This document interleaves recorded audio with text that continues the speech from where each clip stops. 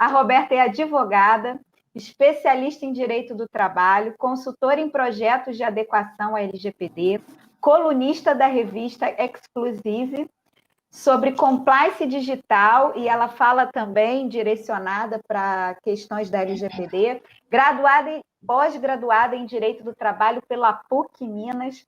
Essa é a nossa expositora de agora, que vai estar falando com a gente um pouquinho sobre quais são os principais personagens envolvidos nessa LGPD. A gente está falando um pouquinho de cada pedacinho da construção da LGPD, e agora a Roberta vai nos abrilhantar com a sua fala, falando um pouquinho desses personagens que a lei traz. Roberta, você tem a nossa palavra, fique à vontade. Bom dia a todos, estou muito feliz de estar participando desse seminário, muito feliz com a presença da Thaís, da Fernanda. Obrigada. Excelentes Agradeço, consultoras. Roberta. Agradeço aí pelo seu partilhar. Eu tenho enorme carinho por essas duas pessoas que estão ajudando tantas outras, né, nessa caminhada aí, com essa sinergia, né, Thaís? Sim. As duas, sempre com o coração aberto, auxiliando em qualquer momento, tá? Agradeço de coração. Agradeço. Tá? O meu tema é os principais protagonistas da lei. Eu vou abordar 3 deles, tá? Nós vamos falar hoje sobre os titulares, os agentes de tratamentos, que eu vou falar sobre o encarregado não. Vou falar especificamente do controlador e do operador. Existe o encarregado e a Autoridade Nacional de Proteção de Dados. Então, vou deixar bem claro aqui que eu vou focar, então, em 3. O titular, o operador e o controlador. O encarregado, que é mais conhecido como DPO, e a Autoridade Nacional de Proteção de Dados, eu vou deixar para outro colega falar um pouco mais sobre eles. Pois bem, eu vou começar sobre o titular de dados, que, na minha concepção, é um dos principais protagonistas da lei.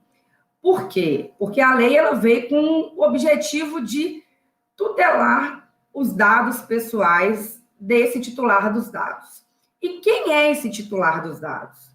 Quem é ele? Ele é a pessoa natural que adquire esses direitos da personalidade ao nascer e perde ao falecer.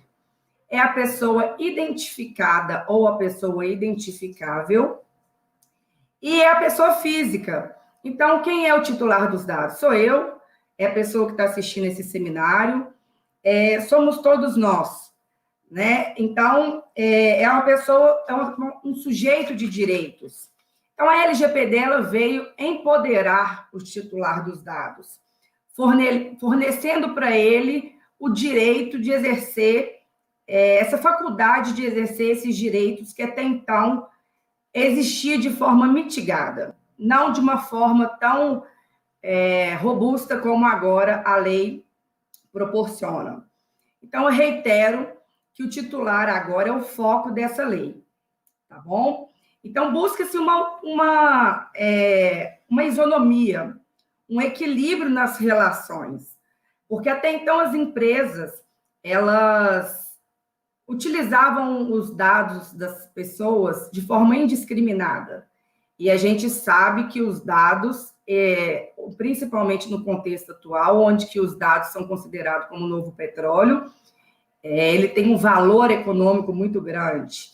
Os dados, é possível você traçar a personalidade da pessoa, né? Traços da pessoa, traços da personalidade. Então, ele vem trazer um equilíbrio nessa relação. Você pode tratar os meus dados, mas eu tenho agora o direito de saber quais dados você está tratando meu, com quem você está compartilhando esses meus dados, quais dados, com quem, por quanto tempo. Eu posso requerer agora a retificação dos meus dados se eventualmente eles estiverem incorretos. Eu tenho o direito de exercer esses meus direitos com o controlador dos dados de uma forma gratuita, de um acesso fácil, para também que não seja impossibilitado ao titular. Eu te dou o direito, mas eu inviabilizo, aí também não resolve, né? Então, tem que haver transparência nessas relações.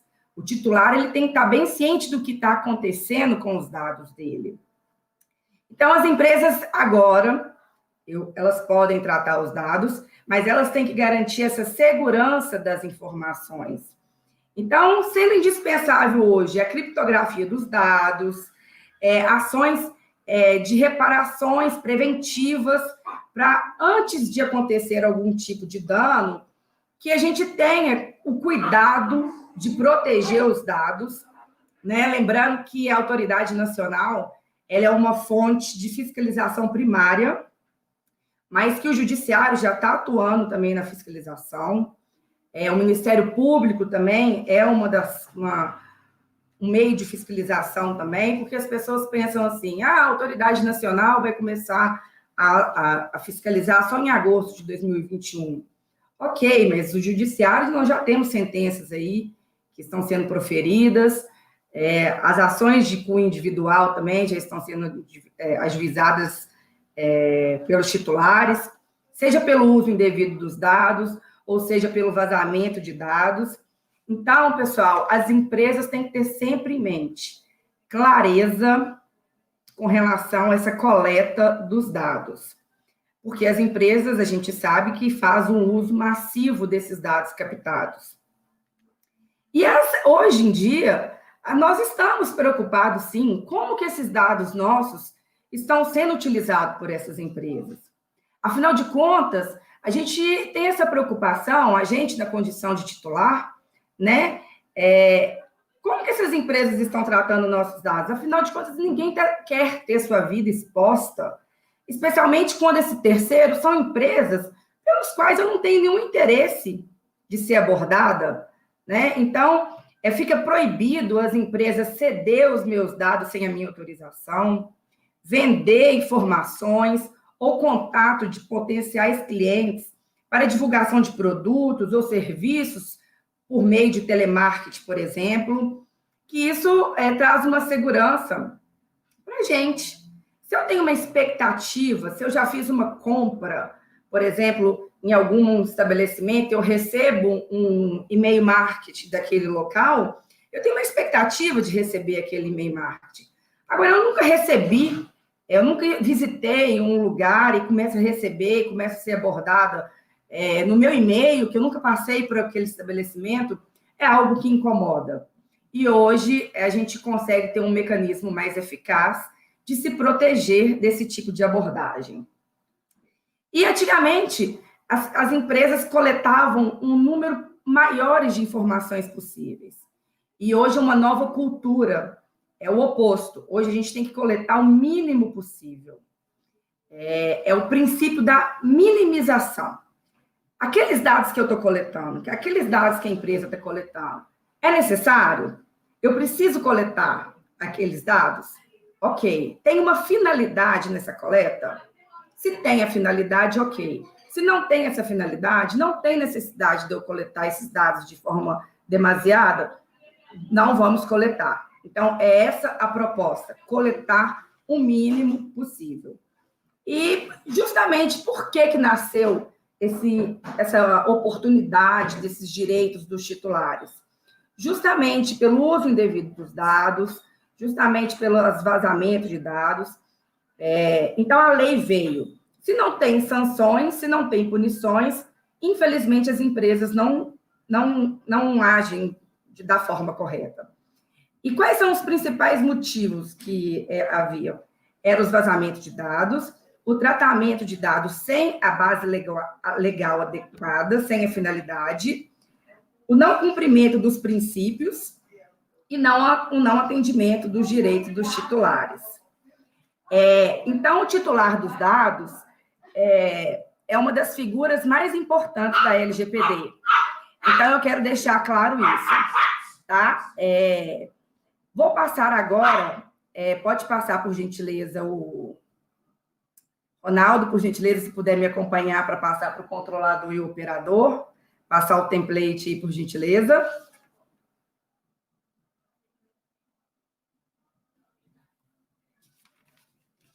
Espero que esteja ficado claro a importância do titular dos dados, tá? Então, agora eu vou começar a falar do controlador e do operador, Lembrando, gente, que quando eu falo agentes de tratamento, porque a lei fala muito de agentes de tratamento, eu estou falando do operador e do controlador.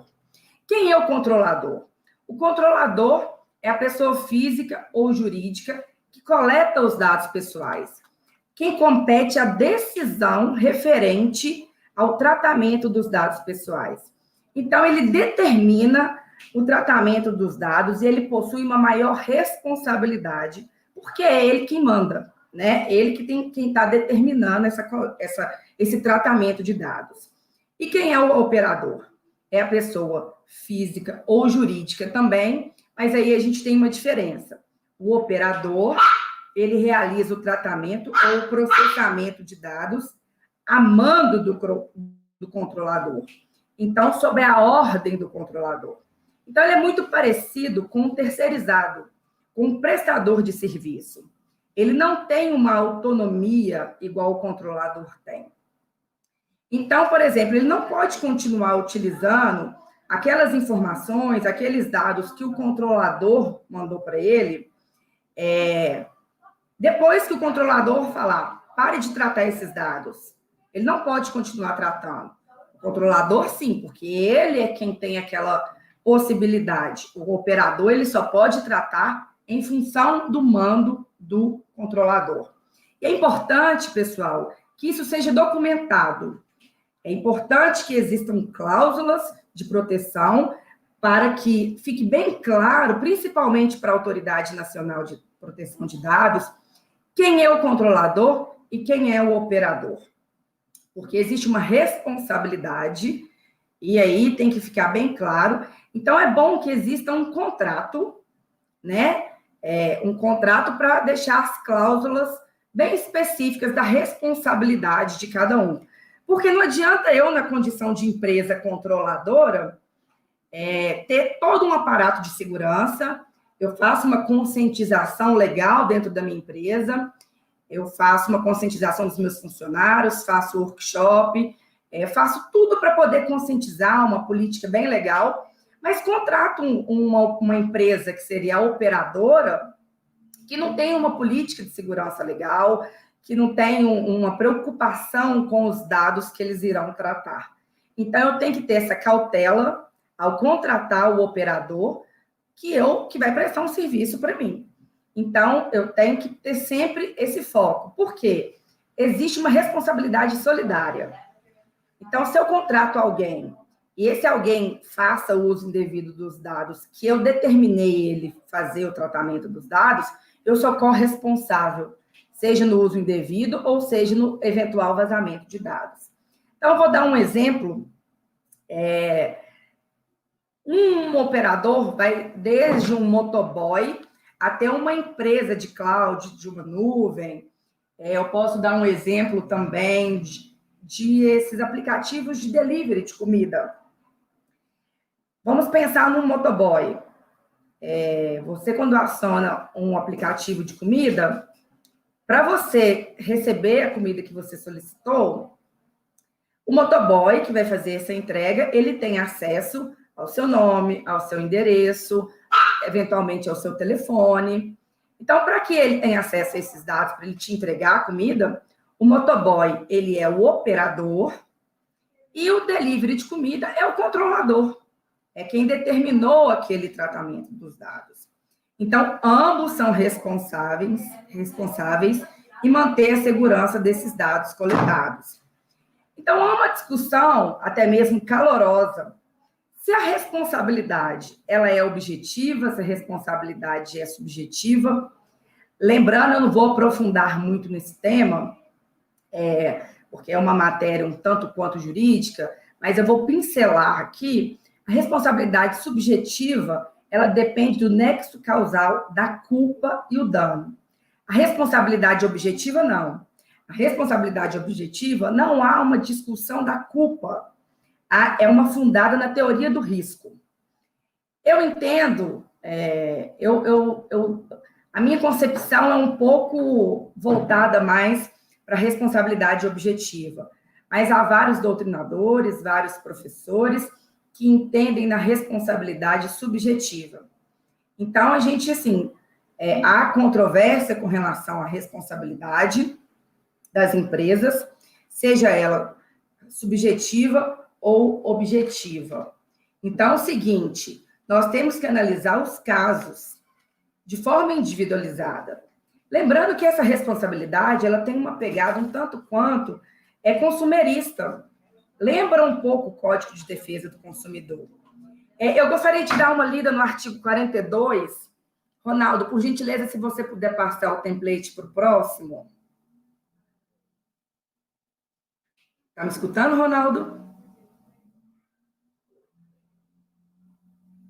Acho que o Ronaldo não está por aí não, né, Ronaldo? Vou continuar aqui, se ele aparecer... Ah, apareceu. Não, acho que é o próximo ainda, Ronaldo. Não, então acho que é o anterior. Ah, enfim. Se você puder voltar um ou dois aí, senão eu vou... É o próximo, acho que é o próximo. Mas aí pode deixar, qualquer coisa eu vou falando. Então é o seguinte, isso, pode deixar aí. Isso, pode deixar aí, pode deixar aí. Então a gente tem que analisar o caso concreto para verificar se a falha... Onde... Pode deixar aí, Ronaldo? Obrigada. A gente tem que analisar o caso concreto para verificar onde que a falha ocorreu. A falha ocorreu no controlador ou a falha ocorreu no operador?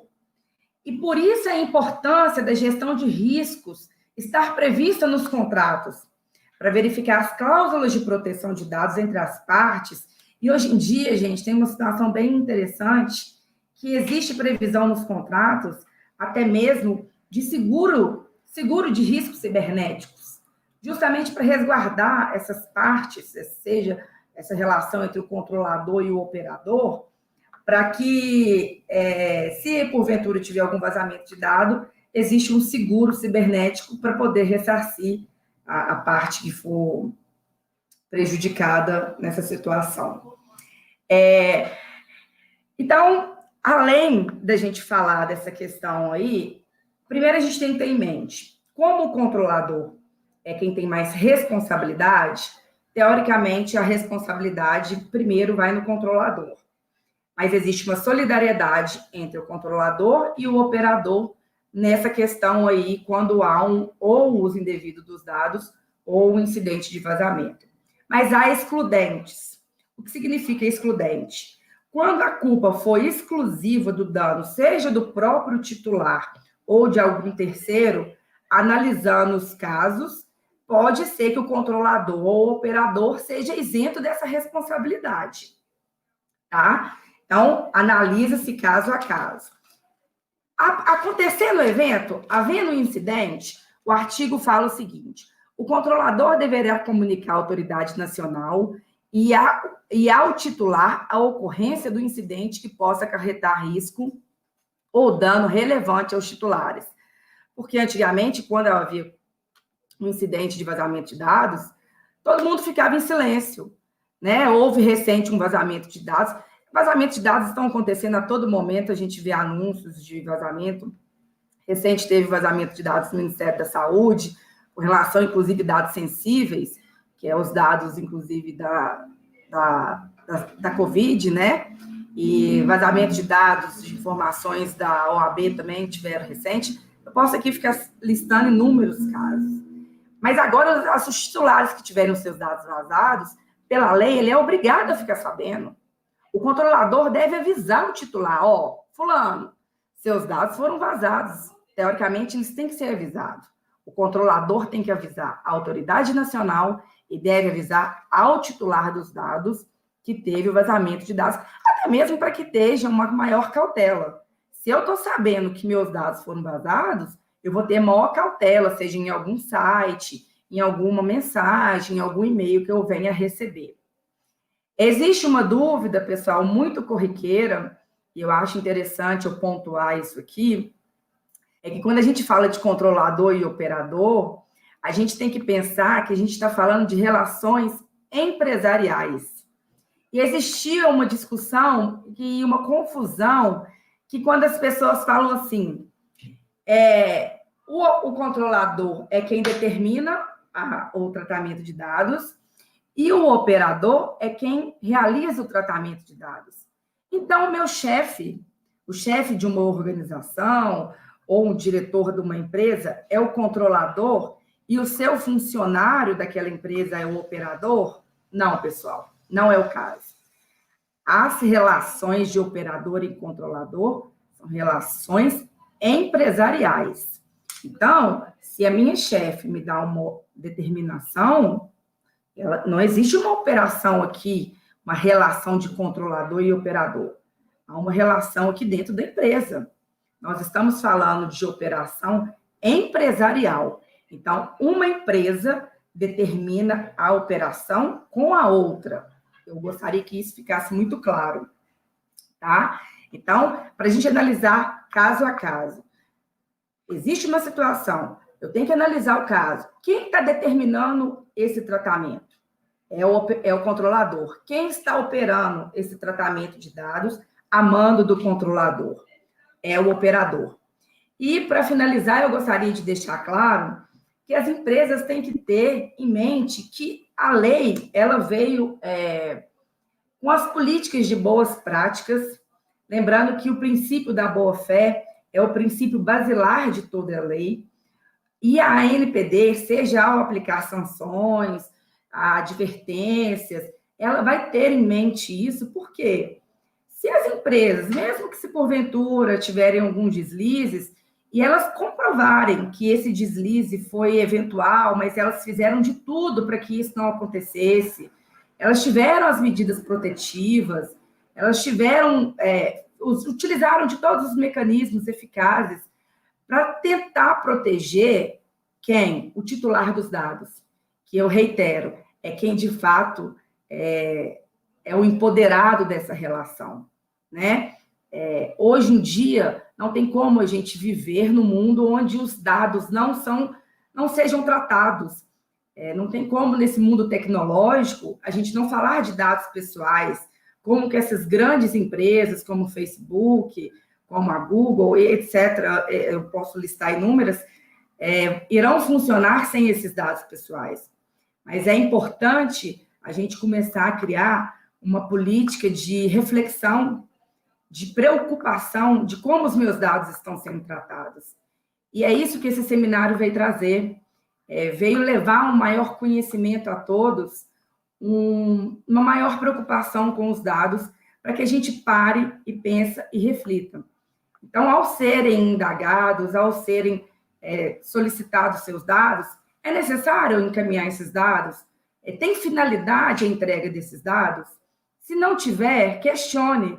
Não vamos entregar os nossos dados pessoais de forma indiscriminada, porque existem muitas situações de forma desnecessárias que a gente vê ocorrendo por detrás dos bastidores e que não são situações legais. Eu agradeço pela oportunidade, esse evento está sensacional e eu continuo acompanhando a todos. Aqui estão os meus contatos, eu presto consultoria hoje pela empresa Sun Consult, uma empresa especializada em processos de adequação, em LGPD, e quem se interessar, entre em contato conosco. Um grande abraço, viu? Sucesso aí no seminário. Gratidão, Roberta, maravilhosa, muito bom. Tem perguntas aqui. Eu ia falar isso, com essa expertise toda. Com essa expertise toda, o chat bombou, Roberta. Temos que coisa boa! Perguntinhas para você aqui. Quer falar, Thaís? Quer que eu fale? A Maura ela ia colocar também, mas a gente vai falando enquanto ela está se ajustando lá. Então, a primeira pergunta aqui, ó. Esse funcionário seria o operador? Acho que quando você estava discorrendo, ó, tem esse também. Esse está mais para baixo, é mais agora no final que surgiu.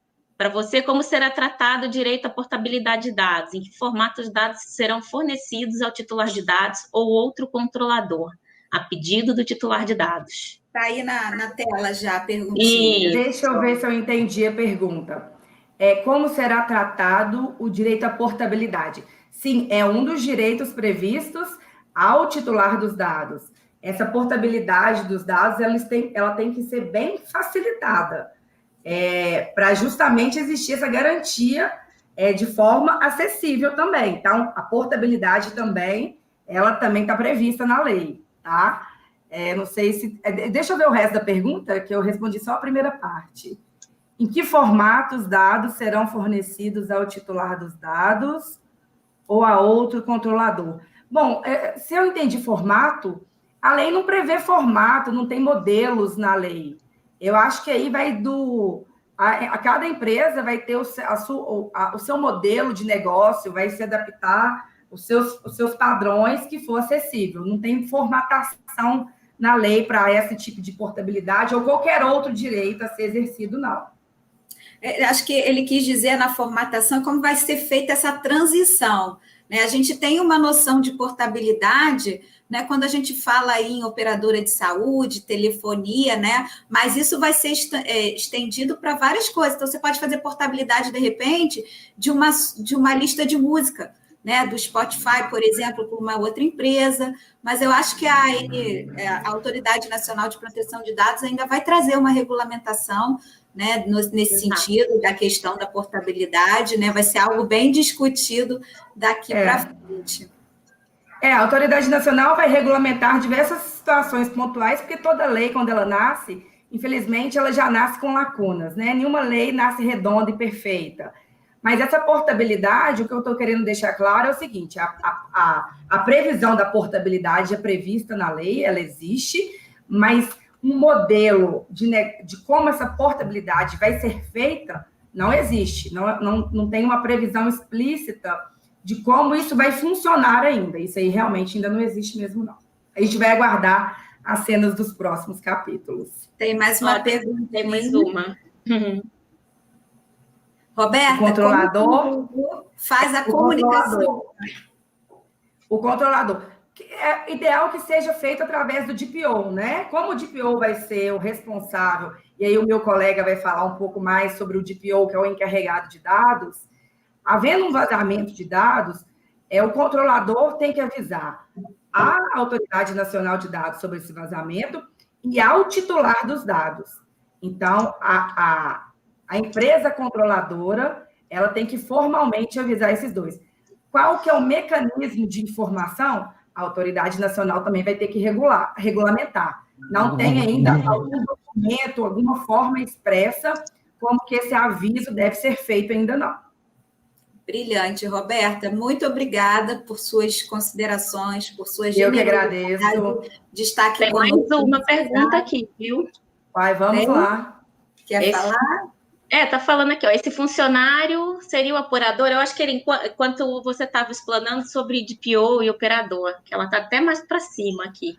Né? Sim. Então, você vinha falando. Da empresa que lida com dados dos clientes diretamente, pode ser considerado o encarregado de dados naquela atividade em que ele executa? Exato. Qual que é a pergunta? O funcionário. Essa aí está mais completa, mas é mesmo. O funcionário da empresa que lida com dados de cliente. Funcionário, eu acho que excluída aí a função do operador, que lida com dados dos clientes diretamente. Pode ser considerado o encarregado de dados naquela atividade em que ele executa? Não. Assim, eu já estou adentrando para o tema do próximo colega, que seria o encarregado. Eu peço licença a ele para poder falar, mas o encarregado, ele tem que ser uma pessoa indicada pela empresa controladora. Não significa que eu esteja tratando dados dentro da empresa que eu vou ser o encarregado de dados. Então, diversas pessoas podem tratar dados dentro daquela empresa. Mas quem será o DPO? Vai ser a empresa nomeada pela empresa controladora a ser a responsável pelos dados, pelo aquele tratamento de dados, e vai ser ele o responsável para reportar à Autoridade Nacional e aos titulares. Então, deixando claro, não é porque eu faço tratamento de dados que eu sou o encarregado, não. Existe uma formalidade na nomeação desse encarregado de dados. Eu espero que tenha ficado claro. Pode ser que ela tenha confundido, Roberta, a questão do operador e do controlador, né? Porque além do operador e do controlador, né, o operador é aquele funcionário que o controlador escolhe para operar esses dados em nome dele, mas além dessa figura tem o DPO, né, que a gente vai falar aqui para frente, que é o encarregado de dados. Guarda essa perguntinha aí, o nosso expositor daqui à frente vai falar, o nosso querido professor William, e se essa dúvida persistir, a gente responde depois da fala dele. Tá bom? Tudo bem. Muito obrigada novamente, Roberta. Tem mais? Tem. Tem mais? Vai. Vambora, vamos falar. Vamos lá. Polêmico isso aí, mas vamos, isso aí. Vamos entregar valor, gente. Pergunta é maravilhoso, ajuda a gente a dissecar o assunto. Roberta, você falou que o direito cessa com a morte, mas se utiliza de dados pessoais por morte como imagem, ficou confusa. Ela acho que confundiu o direito de imagem com... Eu também não entendi a pergunta. Não, mas aí nós estamos falando de institutos diferentes, né? Quando o titular nasce, ele adquire os seus direitos. E aí ele pode exercer os seus direitos na condição de pessoa física durante a vida.